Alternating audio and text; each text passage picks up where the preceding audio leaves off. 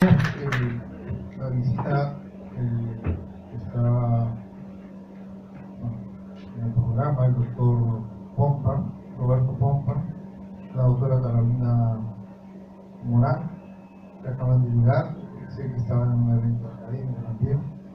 Entonces, les pediría que nos acompañen. Bueno, les ruego a los amigos de confianza, ya la universidad quedado pequeña, como ven ustedes, y entonces si podían acercarse el doctor Roberto Pompa y la doctora Carolina Morán, pero teníamos una participación menor, es decir, ya no los 30 minutos, ¿no? Porque esto estaba lleno al inicio, y entonces unos 15 minutos me parece. Y aprovecho para presentar al doctor Pompa. El doctor Roberto Pompa es juez en Buenos Aires, juez de Derecho del Trabajo. Además es presidente de la Asociación Latinoamericana de Jueces, y el tema que nos va a disertar brevemente, ¿no? Unos 15 minutos, será sobre el proceso laboral. También un tema de actualidad.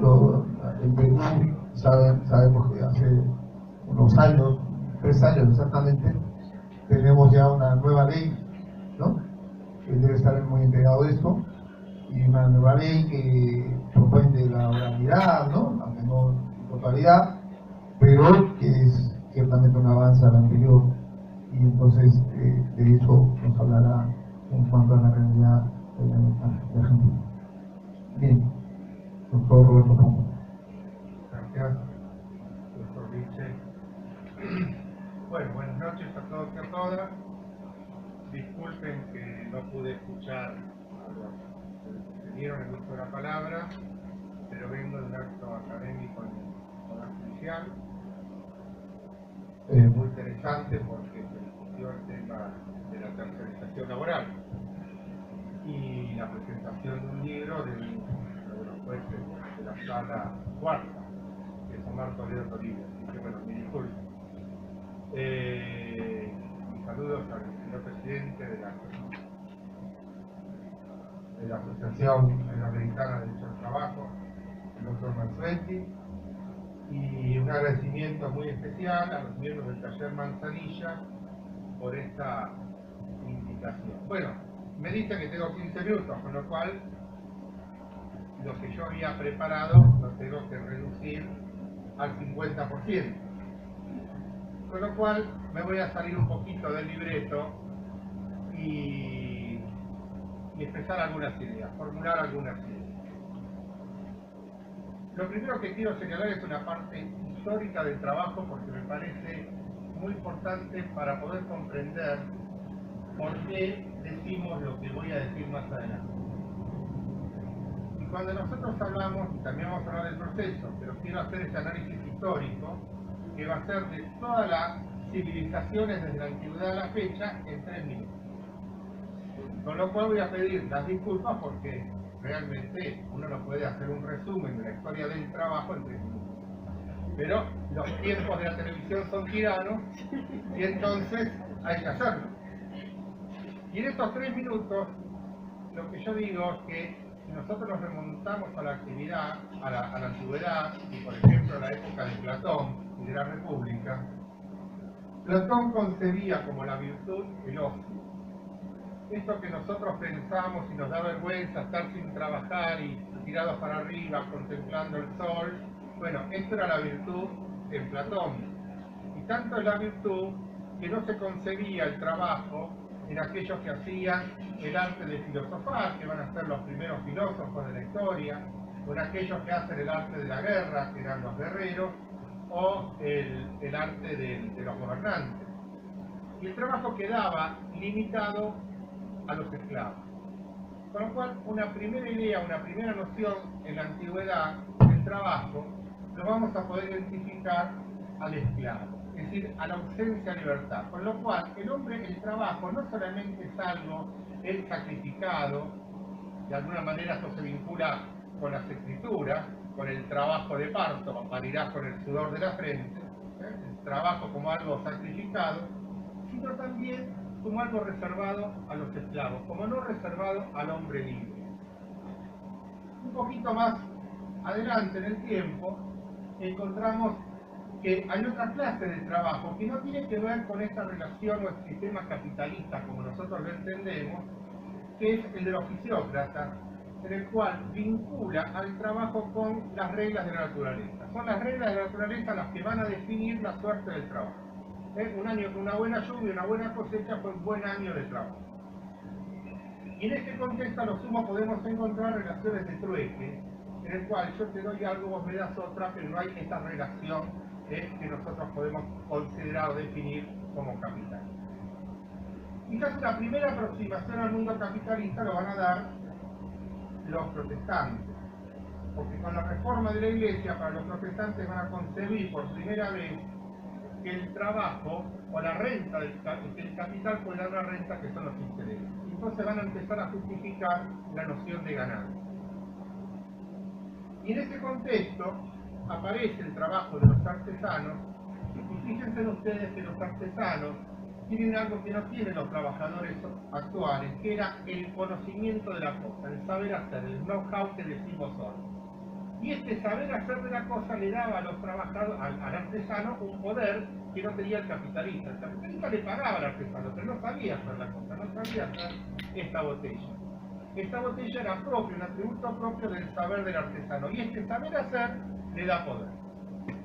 Entonces en la revolución industrial, lo que se va a plantear al capitalista es cómo yo me apodero de ese saber hacer que tiene el artesano para recuperar o trasladar el poder que estaba en manos del artesano.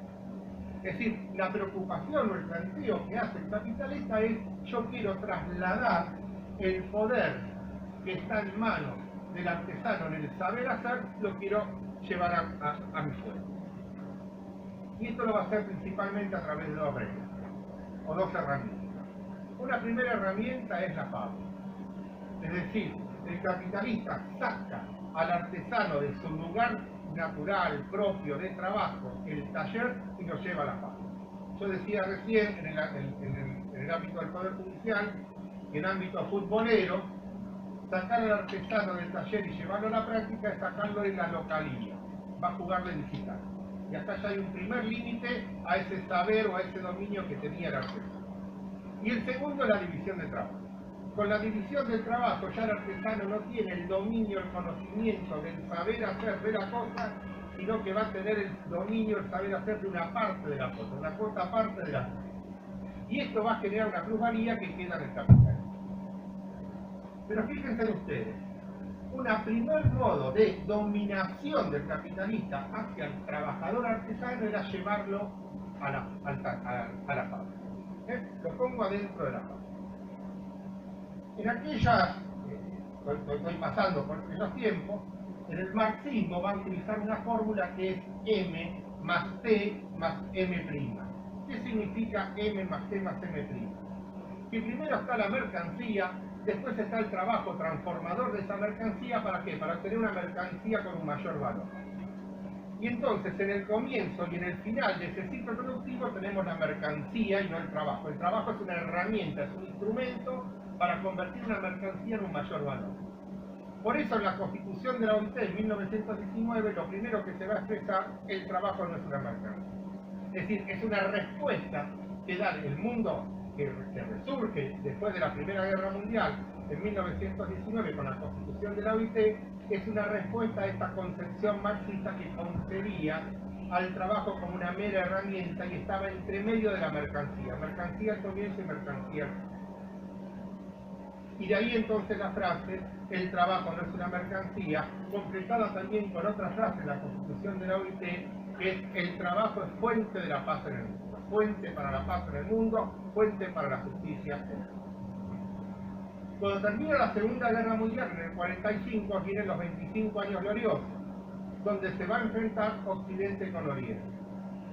Y fíjense en el poder de las palabras. Nosotros a Occidente lo definimos como los buenos, como los blancos, como los cristianos, como te doy la derecha. Es muy expresivo este concepto de te doy la derecha. La derecha es como símbolo del orden. En cambio, el Oriente es lo que está detrás del muro, lo que está en las tinieblas, lo que está en lo oscuro, lo que es el ateo, lo que es el comunismo, lo que hay que destruir. Y estos son los 25 años donde se enfrentan Estados Unidos y Rusia. Pero como nos enfrentamos, como tengo un competidor, Estados Unidos tiene que ofrecer un estado de bienestar. Y en ese estado de bienestar lo que voy a ofrecer es trabajo estable, trabajo seguro, los beneficios de la seguridad social, etc. Pero viene la crisis del 70 y en la crisis del 70, la crisis del petróleo, Estados Unidos necesita buscar nuevos corredores para obtener petróleo a mejor precio, a un precio más competitivo, lo que va a generar las guerras del mundo árabe. Y al término de eso, se produce la caída del muro de Berlín, y con la caída del muro de Berlín, ese mundo bipolar se convierte en un mundo único, en un modelo único. Tal es así que un autor que ustedes conocen, que es Rendón Vázquez, en algún momento va a decir que con la caída del muro de Berlín se parece a ese matrimonio que durante muchos años se llevó mal, se peleaba, hasta que finalmente se separó y dijo, al fin solo. Y esto es lo que ocurre con la caída del muro de Berlín, al fin solo. Y si al fin estoy solo, yo ya no tengo que ofrecer beneficios para competir porque estoy solo. Y esta es la idea del fin de la ideología que se da en aquellas épocas y del fin del trabajo que se habla en aquellas épocas. Y en este fin de las ideologías, donde yo ya no tengo que ofrecer medidas para poder competir, empiezan a aparecer conceptos que están muy en boga hoy, que son, por ejemplo, el concepto de la flexibilización laboral. Es necesario flexibilizar los derechos. ¿Por qué es necesario? Porque la flexibilización, la reducción de los derechos, la reducción del costo laboral es necesario para una economía competitiva, para un mundo competitivo en un mundo globalizado, dominado por las innovaciones tecnológicas. Y entonces aparecen los capitales golondrinas donde yo tengo que ir a buscar en qué país me va a ofrecer menos resistencia de derechos para obtener una mayor ganancia. Y entonces aparece la tercerización. Y fíjense ustedes esto. En la tercerización, la empresa que tiene sus trabajadores busca trabajadores fuera de la empresa, los saca de la empresa, los expulsa de la empresa. Y entonces, como muchos años atrás, como una primera fórmula de dominación era poner los trabajadores adentro de la empresa, adentro de la fábrica, ahora en la flexibilización, la manera de obtener un mayor rédito es poner los trabajadores fuera de la empresa, tercerizar. Y la tercerización no solamente es una cuestión jurídica que vamos a tratar de definir quién es el empleador, cuál es el sindicato que lo va a defender, cuál es el convenio colectivo que se va a aplicar, sino que es una cuestión social. El trabajador tercerizado lo que se pregunta a quién pertenezco y encuentra que no pertenece a nadie, porque está en una empresa donde no está el sindicato que lo representa, está afuera, no está el convenio que se le aplica porque está afuera, y esto lo que coloca es una mayor precarización. Y en definitiva estamos en un mundo donde en vez de haber un trabajo decente, un trabajo protegido, como que todos sostenemos, un trabajo en libertad, tenemos un trabajo cada vez más precario, más desprotegido. Y según datos de la OIT, el trabajador tercerizado tiene un 10% menos de expectativa de vida que un trabajador incorporado a la empresa. Y un trabajador tercerizado es el trabajador que está más expuesto a accidentes de trabajo porque precisamente es un trabajador desprotegido. ¿Por qué hago esta introducción? Porque esta es la realidad que los jueces de trabajo tenemos que conocer para resolver los conflictos que se dan en el marco de las relaciones entre trabajadores y empresarios. Si nosotros no conocemos esta realidad, estamos fuera del Estado. ¿Sí? Y la realidad es que en cada contienda no hay un caso que se da entre trabajador y empresario, sino que hay un conflicto. Y que ese conflicto se da en posiciones asimétricas de fuerza, en relaciones asimétricas de fuerza. Entonces, si en el ámbito de las relaciones laborales lo que se da son relaciones asimétricas de fuerza, es necesario incorporar mecanismos de compensación que puedan permitir que esas partes que se encuentran en una situación de desigualdad puedan equipararse.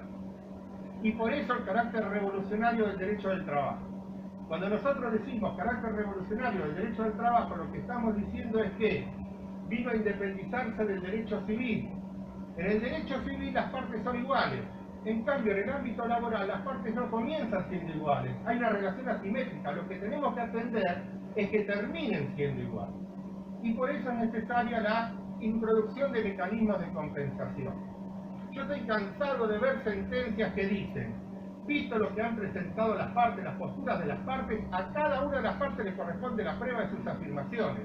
¿Cómo cada una de las partes le corresponde la prueba de sus afirmaciones en una relación asimétrica? ¿Cómo vamos a colocar al más débil en la misma situación que está el más fuerte?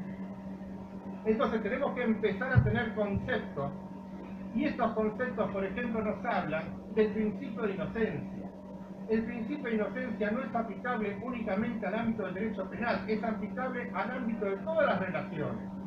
Y entonces, si a un trabajador se lo despide porque se llevó un producto de la empresa, él goza del derecho de inocencia y él no tiene que probar la inocencia. La inocencia la culpabilidad tiene que probar el principal. Y esto genera la inversión de la carga de la prueba. ¿Por qué digo esto? Porque sabemos que en los distintos países de América Latina, caso de Perú, caso de México, que estuvimos la semana pasada, caso de Paraguay, que estuvimos hace poco, no hay despido con una causa que se notifica por escrito. El empleador le dice que está despedido y el trabajador es el que tiene que ir a demostrar que no está despedido. Y entonces tiene que salir a demostrar que a él no lo despidieron, tiene que demostrar el hecho negativo. Y esto es contrario a los lineamientos básicos de derecho. Por lo tanto, el juez de trabajo no puede apartarse de la realidad. Y la realidad es esta situación de insuficiencia. Hay una crisis del concepto de contrato de trabajo. Si nosotros decimos que el contrato de trabajo es un contrato, estamos hablando de igualdad, libertad, discernimiento, prestaciones recíprocas y semejantes. Y sabemos que en nuestra materia todo esto no está. No hay igualdad porque las partes se encuentran en una situación de hiposuficiencia. El trabajador es un hiposuficiencia. El trabajador no puede negociar con el empleador salvo que sea Messi. Y ni siquiera Messi puede negociar. ¿Sí? Porque cuando Messi erre dentro de unos años los penales, ¿sí?, también lo van a escuchar. Como le pasó a Maradona.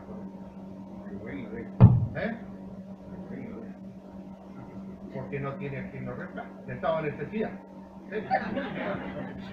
Esperaste que Dybala empiece a hacer goles. ¿Sí?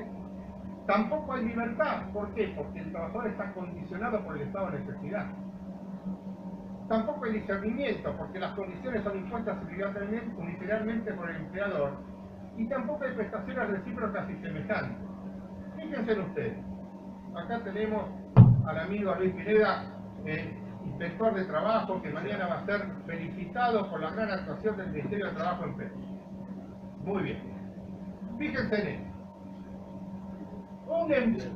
Un trabajador comete un mínimo incumplimiento, llegó tarde, supongamos, en nuestros países el empleador lo puede despedir. Después le tendrá que pagar, pero lo puede despedir, el contrato se extingue. En cambio, el empleador puede cometer incumplimientos mucho más grandes, mucho más graves y mucho más permanentes, como por ejemplo no registrar una relación laboral, y sin embargo el trabajador no tiene la posibilidad de despedir al empleado. Entonces estamos en posiciones realmente totalmente diferentes que ponen en crisis, ponen en jaque el concepto de contrato de trabajo. Entonces tenemos que dar, porque pareciera que en la globalización todos tenemos deberes pero muy pocos tenemos derechos, el 1% de la población concentra el 90% de la riqueza del mundo. Los grupos económicos son más poderosos que los propios gobiernos. Tornaioli señala que las instituciones democráticas propias, naturales de cada país son reemplazadas por grupos concentrados hegemónicos de poder, y entonces tenemos que buscar una respuesta también globalizada. Y esa respuesta globalizada la podemos encontrar, una de las respuestas, a través de la plena aplicación de los tratados internacionales sobre los derechos fundamentales de las personas. Y esto modifica el concepto de soberanía. ¿Por qué?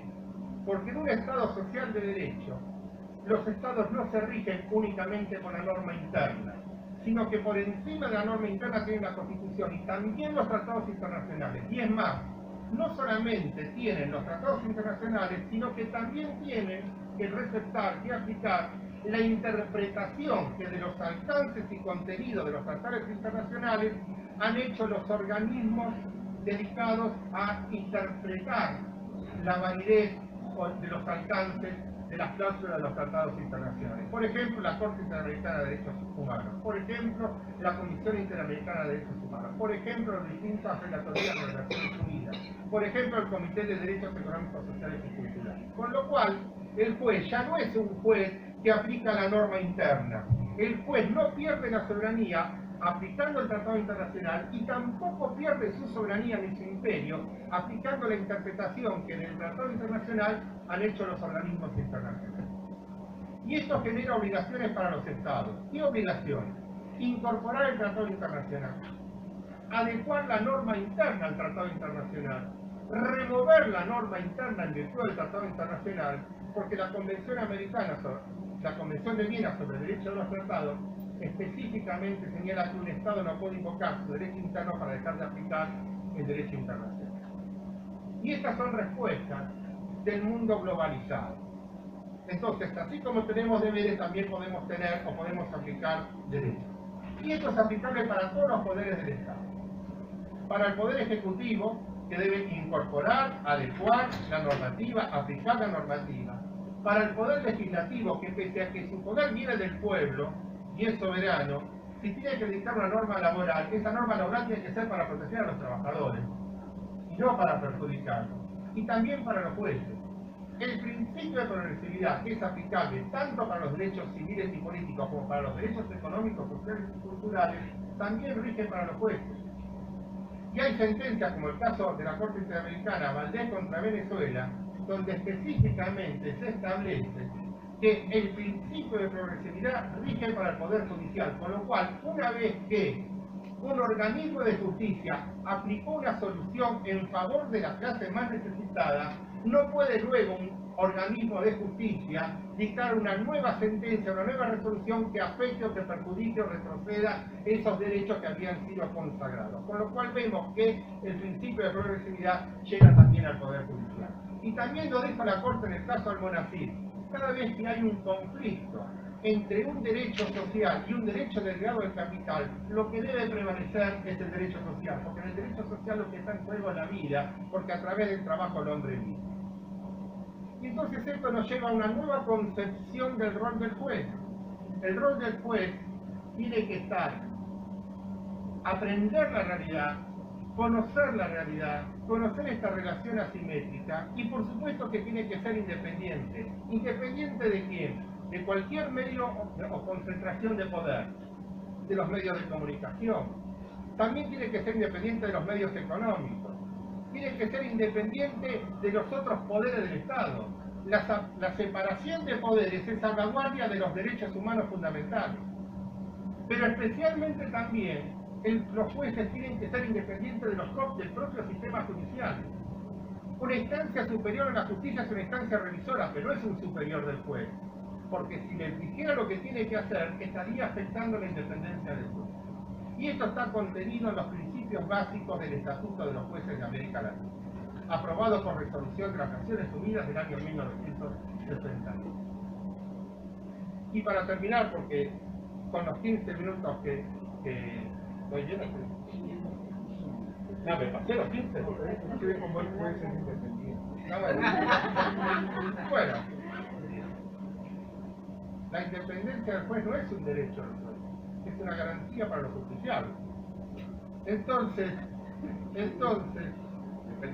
para terminar, un lema que tenemos la Asociación Latinoamericana de Jueces de Trabajo, y yo presidí hasta la semana pasada. Los jueces de trabajo somos imparciales, pero no neutrales. ¿Por qué? Porque nosotros estamos limitados por la Constitución y por los tratados. Y la Constitución y los tratados nos dicen que el sujeto tutelado es el hombre que trabaja y no el mercado. Muchas gracias.